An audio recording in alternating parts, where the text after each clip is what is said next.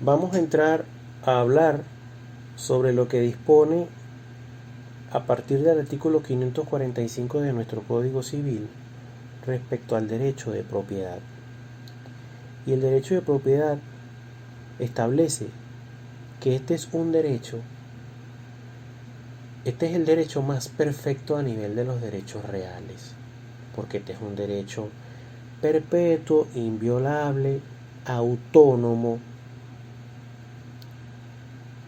con una serie de características del que está provisto este derecho, y principalmente es el derecho que posee el hombre sobre un bien, es decir, sobre una cosa, bien sea inmueble, bien sea mueble, bien sea material, etcétera, etcétera.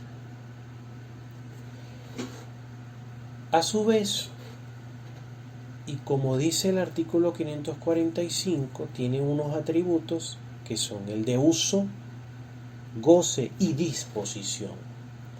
En tanto sea el propietario quien ejerza por completo el derecho de propiedad, es quien ejerce esos tres atributos al mismo tiempo.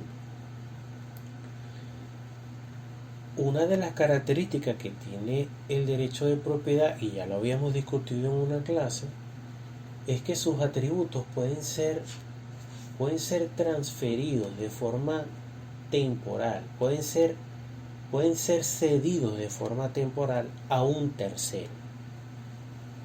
Es decir, en tanto yo conserve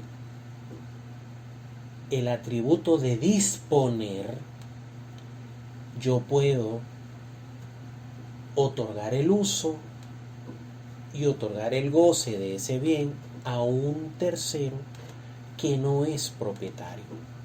Sigo siendo el propietario, pero otorgo a un tercero el atributo de poder usar algo que es de mi propiedad.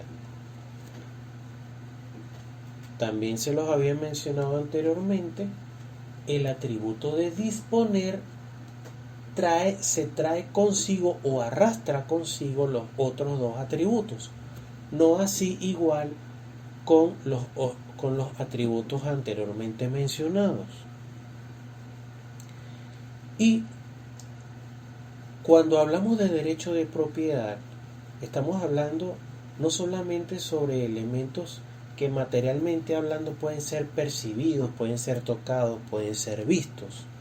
No, aquí también incluimos lo que es la propiedad intelectual, también incluimos lo que son los derechos de autor, porque un compositor compone una canción y pues él inmediatamente se atribuye la propiedad de esta. ¿Por qué? Porque la misma provino de su autoría, de su ingenio, de su capacidad como compositor, ¿verdad? ¿Y en qué momento se hace valer? ¿En qué momento se hace valer esa propiedad? Pues precisamente cuando de esta existe la potencialidad de obtener algún beneficio económico. Recuerden que estamos hablando de derecho civil, bienes, estamos hablando de derechos reales. Ya a partir de aquí estamos entrando en lo que son derechos reales. Todo aquel derecho que puede ser percibible en dinero. ¿Ok?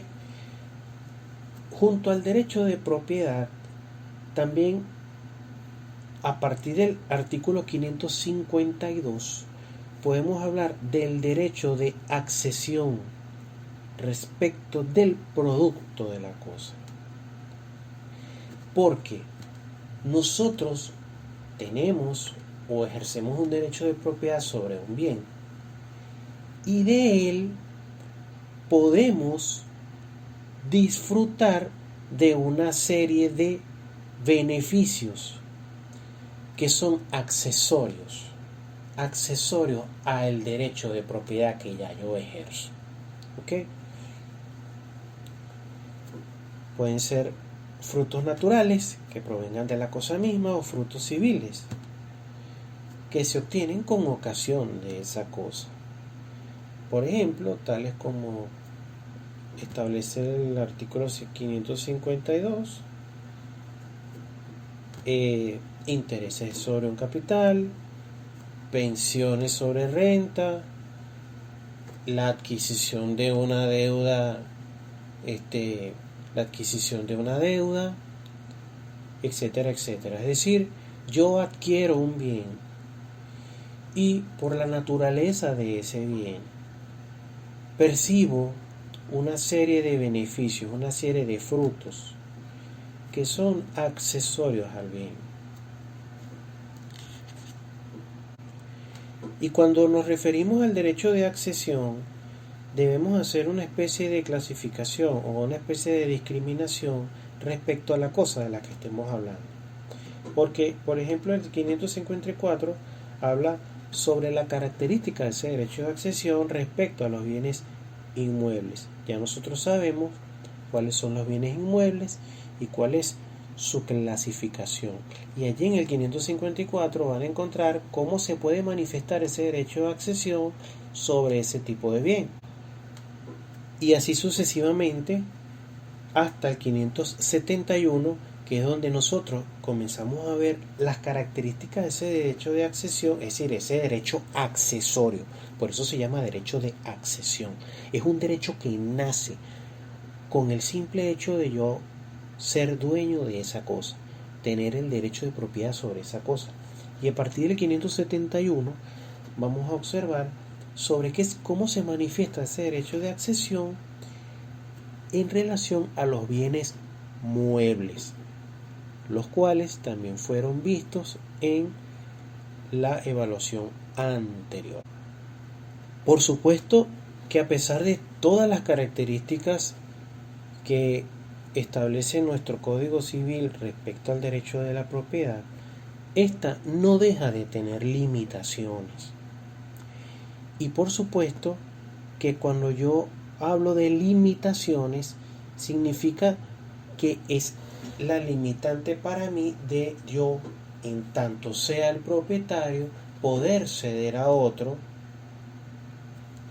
un uso determinado de esa cosa. Y para ello, a partir del título 3, 582, se establece el usufructo, el uso, la habitación y el hogar. Tiene mucho parecido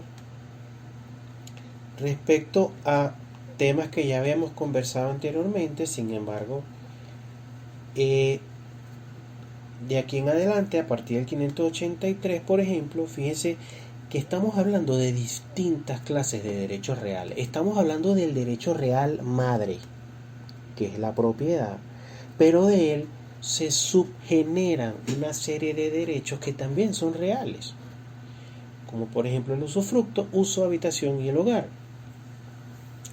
Y el usufructo, como bien, fíjense cómo comienza el 583, es el derecho real de usar o gozar temporalmente de las cosas cuya propiedad pertenece a otro del mismo modo que lo haría el propietario.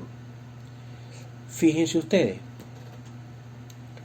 ya aquí sí estamos hablando de usufructo desde el punto de vista del derecho de propiedad. Y precisamente se le llama usufructo. Hay derechos reales sobre un bien propio, como el derecho de propiedad, y derechos reales sobre un bien ajeno, los cuales son los que anteriormente había mencionado. Son unas desmembraciones del derecho de propiedad. Imagínense el derecho de propiedad que usted lo desmembra y lo vuelve más pequeño, lo divide en partes. O sea que algunos de esos atributos del derecho pueden pertenecer a una persona distinta, llamada usufructuario o llamada usuario. No necesariamente lo convierte en el propietario, pero sí lo hace gozar de un atributo de ese mismo derecho. Pareciera que a cualquier cosa se le pudiera aplicar el término de usufructo. Sin embargo, es un derecho concedido para gozar. Sin embargo, eso se hace a título gratuito u oneroso, es decir, con la contravención de recibir un beneficio. No es que simplemente entre Pedro y mi persona, yo hoy le presto mi impresora y ya yo estoy estableciendo con él un usufructo. No. Para ello debe existir un documento en el cual se establezca el mismo. Allí está la diferencia en la que yo no puedo simplemente afirmar, no, ese es usufructo que yo estoy haciendo con él. No. Puede parecerse a la figura del usufructo, pero se convierte en un usufructo en tanto yo cumpla con las formalidades que la ley exige para que sea un usufructo. Porque si yo no cumplo con esas formalidades, yo simplemente estoy haciendo un préstamo vulgar y corriente. Pero a cada institución que define el Código Civil, yo a su vez, para que sea reconocida, debo cumplir con una serie de requisitos que ésta exige. A partir del 585 establece unos derechos del usufructuario. Fíjense ustedes, porque yo les decía anteriormente que hay que cumplir con una serie de disposiciones que la ley establece, porque a partir de ello al usufructuario le nacen una serie de derechos, porque se supone que yo debo celebrar una especie de contrato, una especie de acuerdo, para que él pueda disfrutar de este tipo de derechos, los cuales están establecidos a partir del 585. A partir del 601 establece para este, por supuesto, una serie de obligaciones en virtud de que él va a ser objeto de un beneficio, de un bien que en primer lugar no le pertenece.